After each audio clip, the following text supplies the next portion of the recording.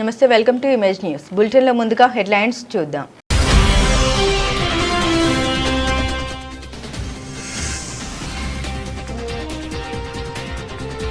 మంగళగిరిలో పోలీసు అమరవీరుల దినోత్సవంలో పాల్గొన్న CM Chandrababu.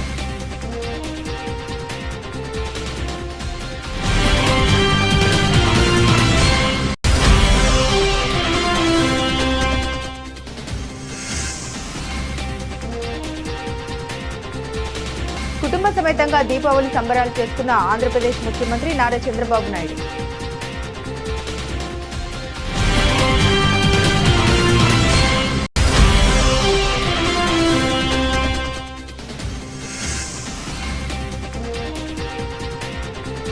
Sea food industry Australia ప్రతినిధులతో మంత్రి లోకేష్ భేటీ.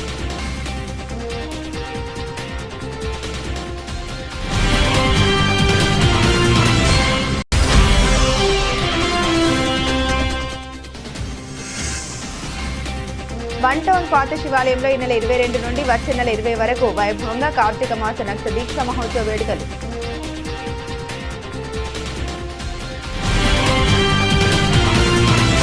చింతూరు మండలం గొర్లగూడెం వద్ద జాతీయ రహదారి 30పై మంగళవారం తెల్లవారుజామున ఖమ్మం నుండి ఒడిశా రాష్ట్రంలో బలిమిల బేస్ క్యాంపులో విధులు నిర్వర్తిస్తున్న బీఎస్ఎఫ్ 142 బెటాలియన్ జవాన్లు ప్రయాణిస్తున్న వాహనం కల్వర్టును ఢీకొట్టడంతో ఒకరు అక్కడికక్కడే మృతి చెందారు.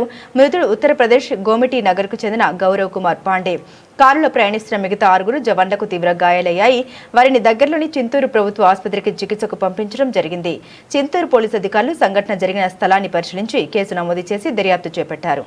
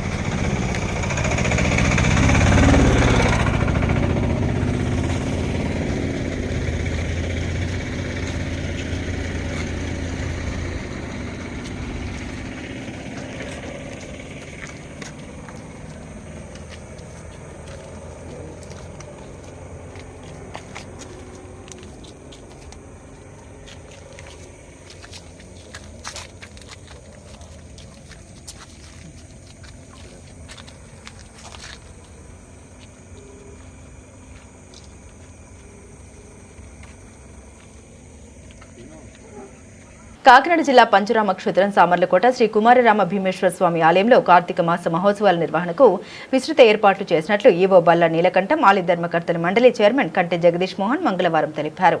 అక్టోబర్ 21 రాత్రి కార్తీక దీపంతో ప్రారంభమై నవంబర్ 21 వరకు ఉత్సవాలు జరుగుతాయని పేర్కొన్నారు. కార్తీక పౌర్ణమి, జ్వాలా తోరణం, మాస శివరాత్రి, కోటి దీపోత్సవం, పొలిపాడ్యమి, జలజూట అలంకరణతో వేడుకలు నిర్వహిస్తామని ఈవో నీలకంఠం వివరించారు. రాష్ట్ర వ్యాప్తంగా పంచరామ క్షేత్రానికి విచ్చేసే భక్తులకు అన్ని రకాల ఏర్పాట్లు పూర్తి చేయడం జరిగిందని తెలిపారు. నా పేరు బల్లా నీలకంఠం, కావ్యగారి గ్రేడ్ 1. ఓం నమ శివాయ. కాకినాడ జిల్లా సామర్లకోట పట్టణంలో వేంచేసి ఉన్న ప్రముఖ పంచరామ క్షేత్రమైన శ్రీ బాలా త్రిపుర సుందరి సమేత శ్రీ కుమారరామ భీమేశ్వర దేవస్థానం నందు ఈ 2025 సంవత్సరంలో అనగా ఈ అక్టోబర్ నెల 22వ తారీఖు నుండి నవంబర్ 20 తారీఖు వరకు 30 రోజుల పాటు కార్తీక మాసం అత్యంత వైభవంగా నిర్వహించబడుతుంది. దీనికి సంబంధించి ఇప్పటికే అన్ని ఏర్పాట్లు కూడా పూర్తి చేయడం జరుగుతుంది. ముఖ్యంగా దీని నిమిత్తం సంబంధిత శాఖల వారిచే మన కోఆర్డినేషన్ మీటింగ్ ఎంఆర్ఓ గారి అధ్యక్షున కోఆర్డినేషన్ మీటింగ్ జరిగింది. అదేవిధంగా ముఖ్యంగా స్థానిక ఎమ్మెల్యే మన చంద్రరాజప్ప గారు మాకు కూడా దీనిపై ఆయన పూర్తి అవగాహన ఉంది. ఎలాగైతే చర్యలు తీసుకోవాలో సూచనలు జారీ చేశారు.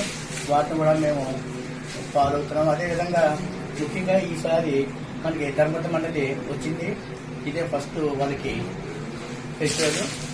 అందు గురించి వారికి కూడా అవగాహన కల్పించడం, వాళ్ళ గురించి మీటింగ్ ఏర్పాటు చేయడం జరిగింది. ఈ కార్తీక మాసం ఈ ట్రస్ట్ బోర్డు మెంబర్స్ తోటి చైర్మన్ మన కంటే బాబు గారితో ఎంతో గొప్పగా నిర్వహించాలని, ఈసారి మరింత భక్తుల సౌకర్యాలు కల్పించాలని మేము ఎక్కువ ప్లాన్ చేసుకుని ఉన్నాం. మనకి ఈ రోజు నుంచే అనగా 21/10/2020 తేదీ నుంచే ఆ సాయంత్రం 6 గంటలకు అభిషేకం మొదలవుతుంది. అదేవిధంగా 5వ తారీఖు 11వ నెల 5వ తారీఖు కార్తీక పౌర్ణమి వచ్చింది. 6వ తారీఖు పితృక నిషేధ రోజుని గ్రామోత్సవం అలాగే జ్వాలధారణ వచ్చింది.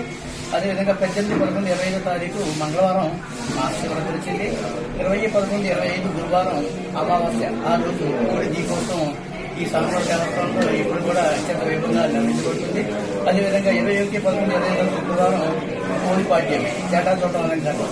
ఇక్కడంతా అత్యంత ఫేమస్ అయిన ఈ జటా చూడటం కార్యక్రమం కూడా ఈసారి మరింతగా చేయాలని ధర్మకర్త మండలి అలాగే చైర్మన్ గారు మాకు 10 సూచనలు చేస్తున్నారు. సౌకర్యం కల్పించాలని మేము చూస్తున్నాము. అదేవిధంగా కార్తీక మాసంలో వచ్చేటప్పటికి ఉదయం 4 గంటల నుండి మధ్యాహ్నం 2:30 గంటల వరకు, తిరిగి సాయంత్రం 4 గంటల నుండి రాత్రి 12 వరకు కూడా మనం గుడి దేవాలయం ఖర్చు సమయాలు ఉంటాయి. మిగిలిన రోజుల్లో అయితే ఉదయం 5 గంటల నుండి తర్వాత మధ్యాహ్నం 2 గంటల వరకు మరియు 4 గంటల నుండి 10 గంటల వరకు మాత్రమే ఈస్ ఉంటుంది. భక్తులు ఈ విషయాన్ని గమనించవలసిందిగా కోరుతున్నాం. వస్తున్నారు అన్నప్పుడు ఇంకా అర్చకుని మేము ఈ గోధుమల సహకారంతో 10 దాటిన 11, 12, 1 గంట కానీ గతంలో జరిగింది కనుక ఈ అర్చకుని రిక్వెస్ట్ చేసి ఆఖరి భక్తులు వచ్చే భక్తులు చూసేందుకు కూడా దర్శనం తీసుకునేటప్పుడు కూడా మేము ఏర్పాట్లు చేయడానికి సిద్ధంగా ఉన్నాం. ఇంకో విషయం ఏమిటంటే తెప్పోత్సవం అనేది గతంలో ఒక భక్తులు కార్తీక మాసంలోనే 10 సంవత్సరాలు తీసుకోవడానికి వాళ్ళు మొక్కుని అది అంతకుముందు సంవత్సరమే నిధులతో గత సంవత్సరం మనం చేసాము. అయితే ఇక అసలు ఆచార వ్యవహార ప్రకారంగా మనం చెప్పేదంటే కళ్యాణం జరిగిన తర్వాతే ఈ తెప్పోత్సవం ఉంటుంది అని మహాశివరాత్రి రోజుకి మార్చడం జరిగింది. కావున ఆ భక్తులు గమనించవలసిందిగా కోరుతున్నాను.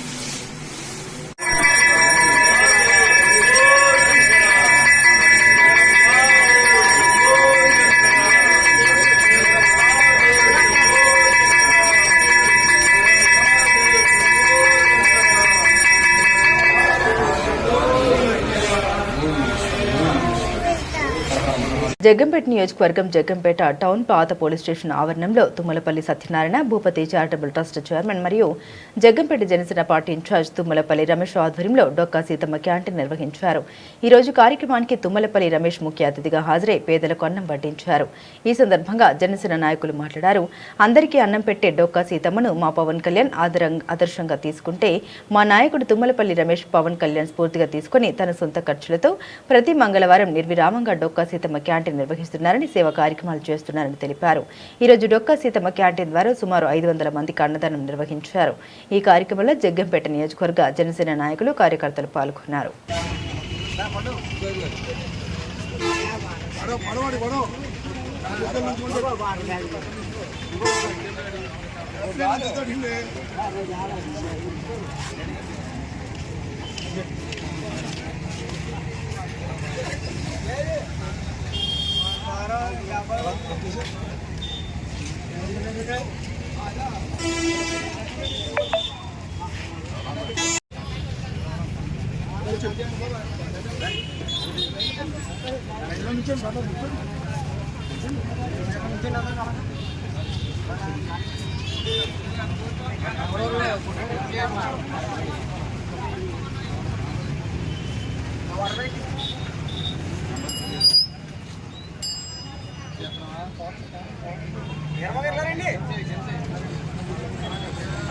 ఏలేశ్వరం మండలం చిన్నింపేట వద్ద ఉన్న సిపిఎఫ్ కర్మాగారంపై కాలుష్య నియంత్రణ మండలి సభ్యుల తనిఖీలు. పిల్లి చంద్రరావు ఫిర్యాదు మేరకు తనిఖీలు నిర్వహిస్తున్న కాలుష్య నియంత్రణ మండలి అధికారులు సిపిఎఫ్ కర్మాగారానికి సమీపంలో ఉన్న పంట పొలాలకు కలుషితమైన నీరు వస్తుందని ఆరోపణతో ఫిర్యాదు చేసిన పిల్లి చంద్రరావు ఫిర్యాదుతో తనిఖీలు చేపట్టిన కాలుష్య నియంత్రణ మండలి అధికారులు.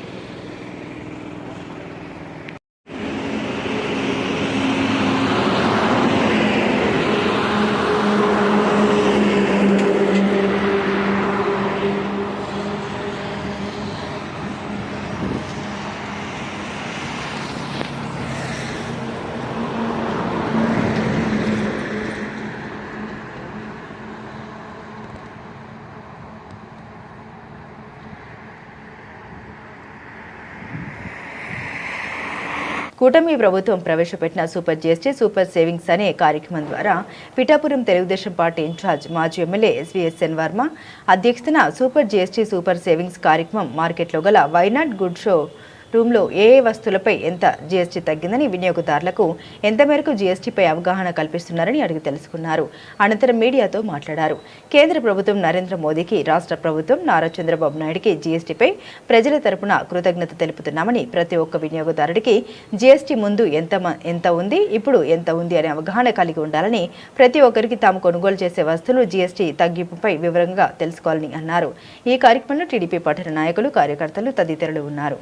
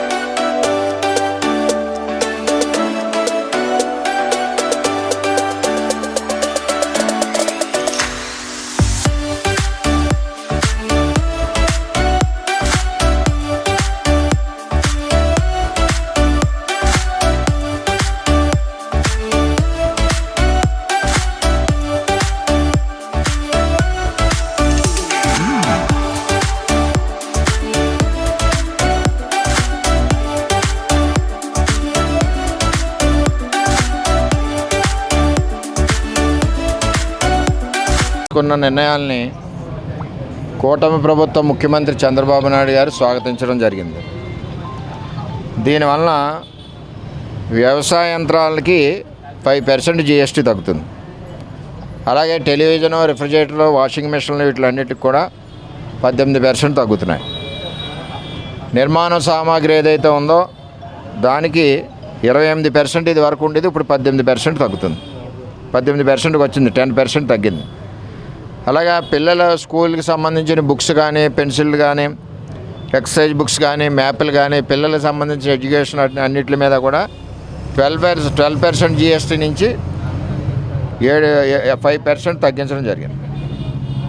అలాగే ఫాస్ట్ ఫుడ్స్ మీద, ఎయిర్ ఆయిల్స్ మీద, డొమెస్టిక్ ఐటమ్స్ మన గ్రామాల్లో ఉపయోగపడే వాటి మీద అన్నిటి మీద జీఎస్టీ తగ్గించడం జరిగింది. దీనివల్ల ప్రతి పేదవాడికి సుమారు ఇన్ అండ్ యావరేజీ 15,000 రూపాయల ఆదాయం ప్రభుత్వం కల్పిస్తున్నట్టు అయింది. ఈ జీఎస్టీ ఇంప్లిమెంటేషను కూటమి ప్రభుత్వం చంద్రబాబు నాయకత్వంలో ప్రతి చోట అవుతుందా లేదా అన్నదే ఒకసారి చెక్ చేయడానికి మేము రావడం జరిగింది. క్లారిటీగా ఏ ఐటెంకి ఏదైతే రూల్ ప్రకారం జీఎస్టీ పర్సెంటేజ్ తగ్గించారో దాని ప్రకారం పాత రేటు, ఆఫ్టర్ జీఎస్టీ రెడ్యూస్ ఉన్న కొత్త రేట్లు కూడా షాపుల్లో, పిఠాపురంలో అన్ని చోట్ల ఉన్నాయి. ప్రజలను కోరేది ఏంటంటే, మీరు వస్తువు కొనేటప్పుడు ఇది వరకు మీద తగ్గాలి కదా, జీఎస్టీ పర్సెంటేజ్ ఇంత, సబ్బులకి జీఎస్టీ పర్సెంటేజ్ ఉంది, షాంపూలకి జీఎస్టీ పర్సెంటేజ్ ఉంది, మరి ఇవన్నీ రెగ్యులర్గా ఇళ్లలో వాడే వస్తువులే కదా, ఇవన్నిటి మీద పిల్లల స్కూల్ బుక్స్కి జీఎస్టీ పర్సెంటేజ్ రెడ్యూస్ చేశారు. అంచేత ప్రజలు కూడా ఒక షాప్కి వెళ్ళినప్పుడు అడగాలి. షాప్ యాజమాన్యాలు కూడా కరెక్ట్గానే చేస్తున్నారు. దీనివల్ల కొనుగోలుదారులు ఎక్కువయ్యారు. ఎందుకంటే రేటు తగ్గించడం వలన పేదవాడికి అందుబాటులోకి వెళ్తుంది. ముఖ్యమంత్రి గారు కేంద్ర ప్రభుత్వం ఇచ్చిన ఈ అవకాశాన్ని కూటమి ప్రభుత్వంలో రాష్ట్ర వ్యాప్తంగా ప్రతి పేదవాడికి ఉపయోగపడే విధంగా ఈ జీఎస్టీ పర్సెంటేజ్ ఏదైతే తగ్గించారో ఇది అప్లికబుల్ అయ్యేలాగా అటు అధికారులు, ఇటు ప్రజాప్రతినిధులు అందరూ కూడా కలిసికట్టుగా పనిచేస్తూ, అదేవిధంగా వ్యాపారస్తులు కూడా వాళ్ళు తగ్గిన జీఎస్టీ ఏదైతే ఉందో దాన్ని క్లారిటీగా దాని మీద అంటించి మరీ కూడా చేస్తూ ఉన్నారు. ఇప్పుడు ఈ వేళ వైనాట్ షాప్, డొమెస్టిక్ షాప్, అన్ని రకాల సదుపాయాలు ఉండే షాప్కి వేళ వచ్చి చూసాం. మరి చాలా కూటమి ప్రభుత్వానికి, కేంద్ర ప్రభుత్వానికి, నరేంద్ర మోడీ గారికి, ఇటు ముఖ్యమంత్రి చంద్రబాబు నాయుడు గారికి ఈ రెడ్యూస్ చేసినందుకు ధన్యవాదాలు తెలియజేస్తున్నాం.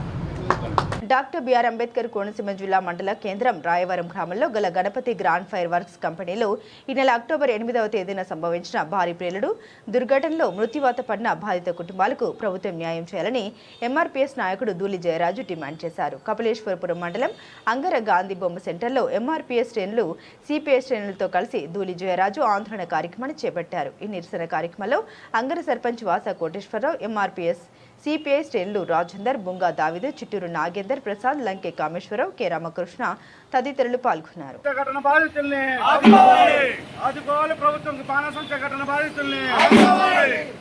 ప్రకటించాలి 50 లక్షల రూపాయలు, ప్రకటించాలి ఎక్స్గ్రేషియా 50 లక్షల రూపాయలను, ప్రకటించాలి ప్రభుత్వం వెంటనే 50 లక్షల రూపాయలు ఎక్స్గ్రేషియా, ప్రకటించాలి ప్రభుత్వం వెంటనే ఎక్స్గ్రేషియా 50 లక్షల రూపాయలను ఇవ్వాలి. ప్రతి ఇంటికి ఒక ఉద్యోగాన్ని ఇవ్వాలి. బాధిత కుటుంబాలకు ఒకరికి ఉద్యోగాన్ని, బాధిత కుటుంబాల్లో ఒకరికి ఉద్యోగాన్ని, బాధిత కుటుంబాల్లో ఒకరికి ప్రభుత్వ ఉద్యోగాన్ని.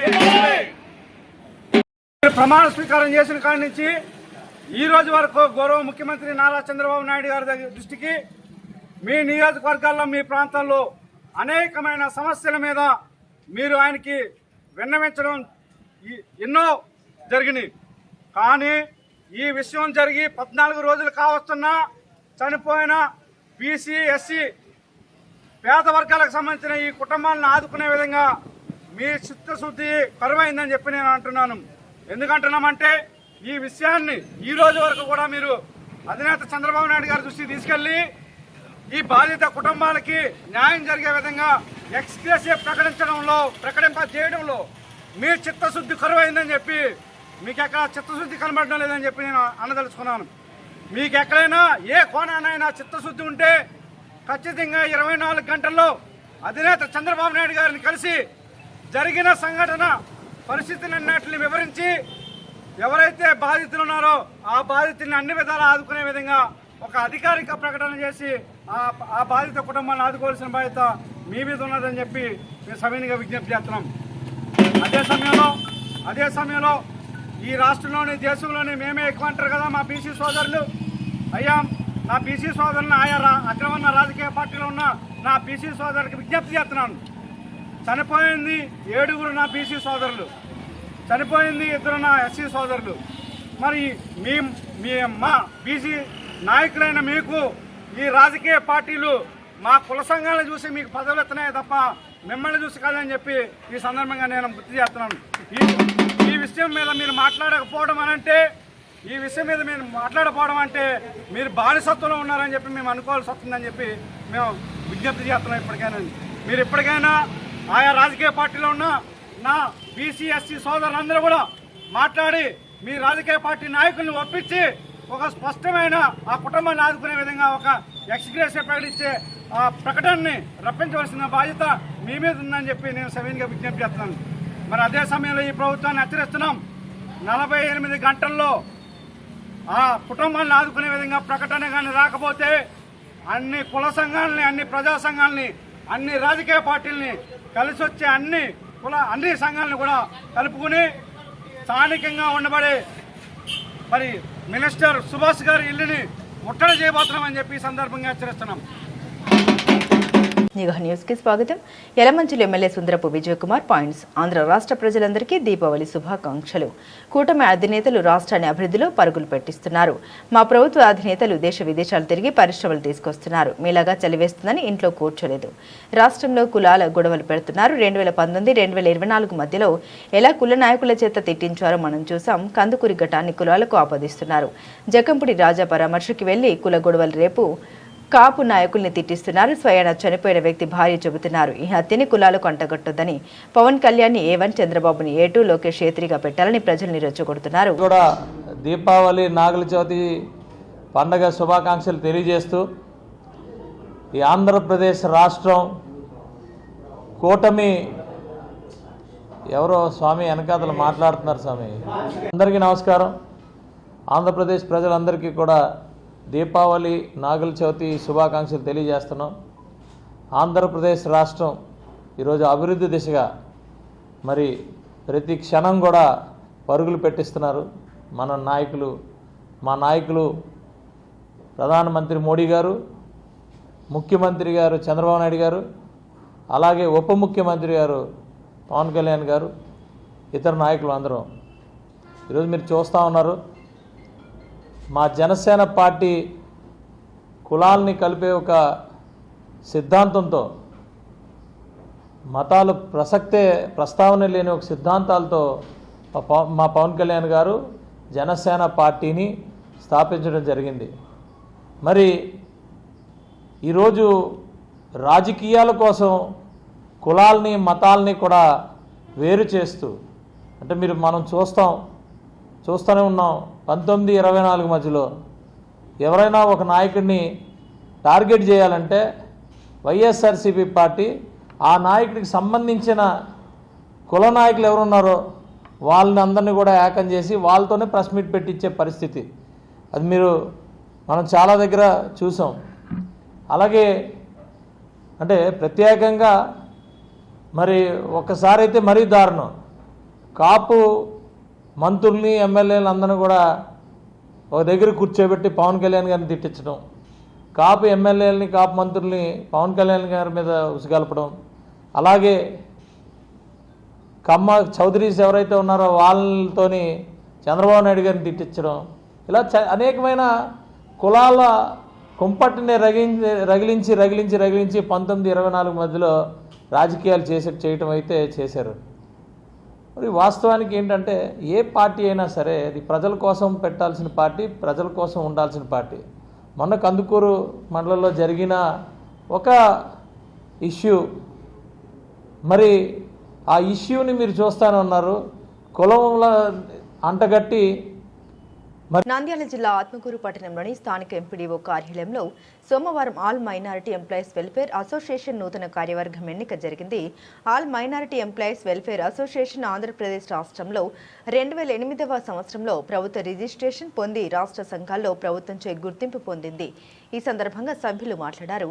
ఈ all minority employees welfare association యొక్క ముఖ్య ఉద్దేశం మైనారిటీలైన ముస్లింలు, క్రిస్టియన్స్, సిక్కులు, జైనులు, బౌద్ధులు వారికి సంబంధించి ఎటువంటి సమస్యనైనా పరిష్కరించడంలో మరియు మైనారిటీల హక్కుల పరిరక్షణ, అభివృద్ధి ఫలాల్లో వారి వాటా సాధించేందుకు సామూహిక పోరాటాలు చేసే సంఘాలు వచ్చి ఎంతో కొంత చదువుకొని ప్రభుత్వ ఉద్యోగాలు చేసుకుంటున్న మైనారిటీలందరినీ ఏకతాటిపైకి తీసుకొని వారికి సంబంధించిన సమస్యల పరిష్కారం కోసం ప్రయత్నిస్తూ మైనారిటీల యొక్క అభివృద్ధికి పాటుపడుతున్న సంఘమే all minority employees welfare association అని అన్నారు. ఆల్ మేవా నూతన కార్యవర్గం గౌరవ అధ్యక్షుడిగా సయ్యద్ ఉమర్, అధ్యక్షుడిగా అబ్దుల్ అలం బాషా, జనరల్ సెక్రటరీగా మునవర్ బాషా, వర్కింగ్ ప్రెసిడెంట్గా నూర్ మొహమ్మద్, ఫైనాన్షియల్ సెక్రటరీగా మొహమ్మద్ గౌస్ ఎన్నికయ్యారు. ఈరోజు చాలా చెప్పినట్టు పిఆర్టీ అనేది పెద్ద సంఘం, ఉపాధ్యాయ సంఘాలలో పెద్ద సంఘం. 5 మంది ఎమ్మెల్సీలలో 4 టీచర్ ఎమ్మెల్సీలు ఉన్నాం. అటువంటి సంఘంలో నంద్యాల జిల్లా ప్రధాన కార్యదర్శి అయినారు ఒక మైనార్టీ తరఫున మా తమ్ముడు అంటే అది నిజంగా మన ఆత్మకూరుకు, మన డివిజన్కు మనకు చాలా గ్రేట్, వెరీ గుడ్. తర్వాత ఈ అల్మేవా యొక్క ఎయిమ్స్ అండ్ ఆబ్జెక్టివ్స్, ఉద్దేశాల గురించి నవీరసు సార్ మాట్లాడవలసిందిగా కోరుతున్నాను. सर अपने रहेगी बड़े गुजरात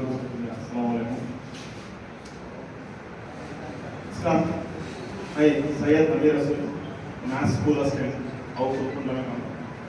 नेगेटिव प्लस करेक्ट बोलना का तो कन्वेंट मैं तेलुगु में बात करता अच्छा करेक्ट చెప్పాలంటే ఇప్పుడు ఇంతమంది గ్యాదర్ అయినారు.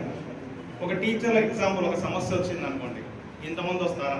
ఎక్కడైనా పోదాం, ఎండిఓ దగ్గరనో, ఎంపీఓ దగ్గరనో, ఎమ్మెల్యే దగ్గరనో అంటే ఎంతమంది వస్తారా? లేదు. ఒక అగ్రికల్చర్ ఆఫీసర్కి ఏదో ప్రాబ్లం వచ్చింది, వాలంటీర్ డిపార్ట్మెంట్ తక్కువ ఉంది, ఫారెస్ట్ డిపార్ట్మెంట్ ఏదో ప్రాబ్లం వచ్చింది, 15 మందిలో 5 మంది వస్తారు.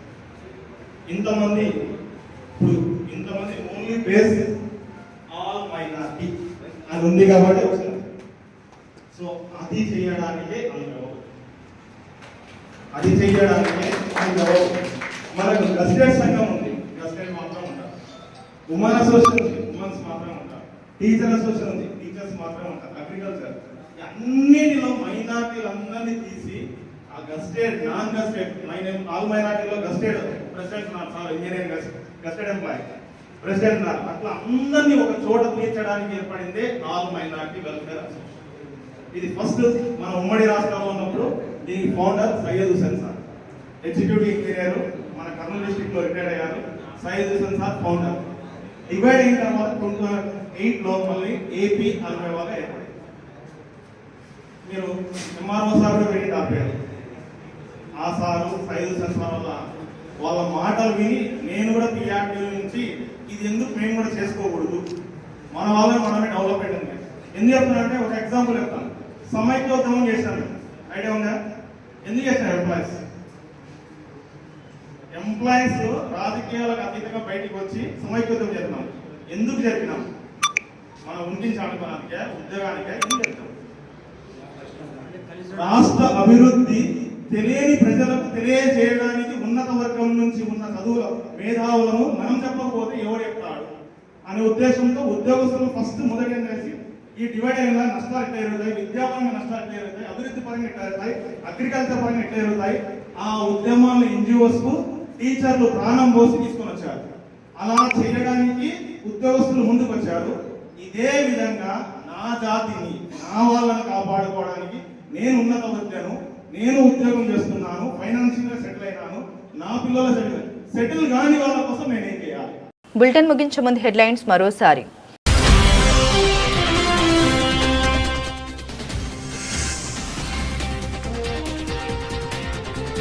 మంగళగిరిలో పోలీసు అమరవీరుల దినోత్సవంలో పాల్గొన్న CM Chandrababu.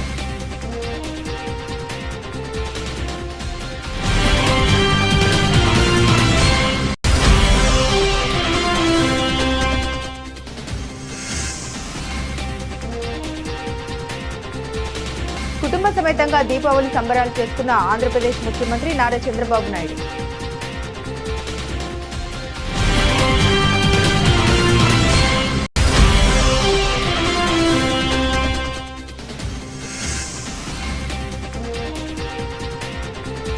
Sea food industry Australia ప్రతినిధులతో మంత్రి లోకేష్ భేటీ.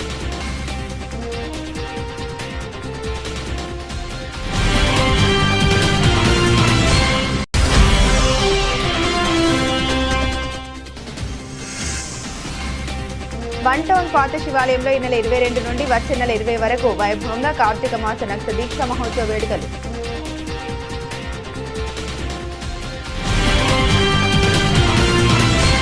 ఇవి ఈ బులెటిన్లోని విశేషాలు. తిరిగి మరో బులెటిన్తో మళ్ళీ కలుసుకుందాం. అంతవరకు సెలవు. నమస్కారం.